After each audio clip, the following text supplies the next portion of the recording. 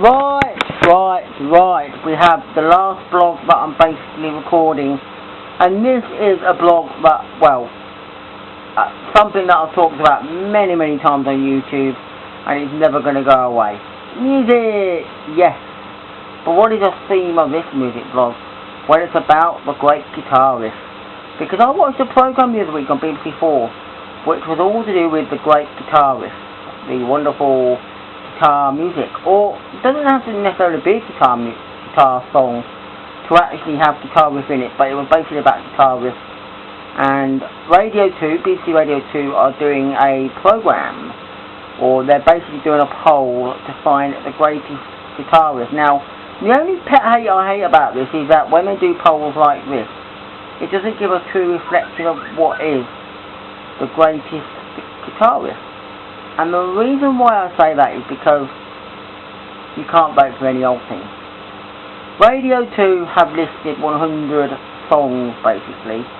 So therefore, you can only pick out 100. Which, of course, might not be the greatest thing in the world, because like we say in this thing, why have a poll to determine what is the greatest guitarist, when simply, we can't pick anything.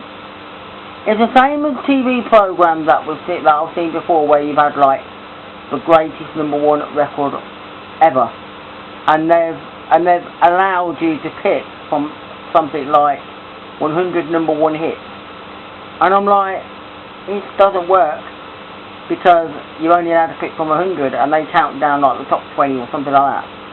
Why would they do that? Why can't they?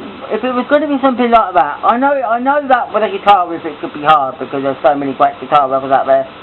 But surely they should all have a say. Because you can't imagine too many people picking all different songs. You can imagine that there's going to be a lot of people that pick the same guitar record or the same song for the best guitarist. And the thing about it, they should have done that with the program I watched about the #1s. They should have said, look, there's all these #1s that have been in the charts. You could choose any one of them to be your favourite #1, and we'll see what gets counting down. But it's a hard choice, because I'm looking at the 100 songs that have been on that list, and I'm thinking, you know what? There are some great songs on there, like Layla by Derek and the Dominoes, and You Really Got Me by The Kinks, and Beat It by Michael Jackson, you know. And I'm looking at them thinking, you know what, I wouldn't know. It's even got, I think it's Seven Nation Army by the White Stripes. Some great guitar songs on there, and some great songs on there that basically I'm thinking, I wouldn't know what to pick when it comes to best guitarist, but I think my vote would probably go for, and it's a song that I absolutely love. Even though I love the other songs that I mentioned, but this song is the epitome of what a guitar record is. It's got one of the best guitarists ever, and that would be Sweet Child of Mine by Guns N' Roses. Absolutely amazing. But yeah, I just think that maybe if they were going to do something like the best guitarist, they should say, look, we're not going to put 100 songs on there and you pick one and then the winner is the one with the most votes. Surely they should be able to allow you to say, look, we can get thousands of votes and we can count them. But if you're going to get a vote for other songs, what's the matter? The fact is, the best guitarist should be based on the fact that it's songs that people vote for, regardless of whether they're popular or not. You should be able to vote for them, because the hard thing is, you're looking at the 100 of them and thinking, it might not be the song you want. I mean, I might go for Summer of '69 by Bryan Adams.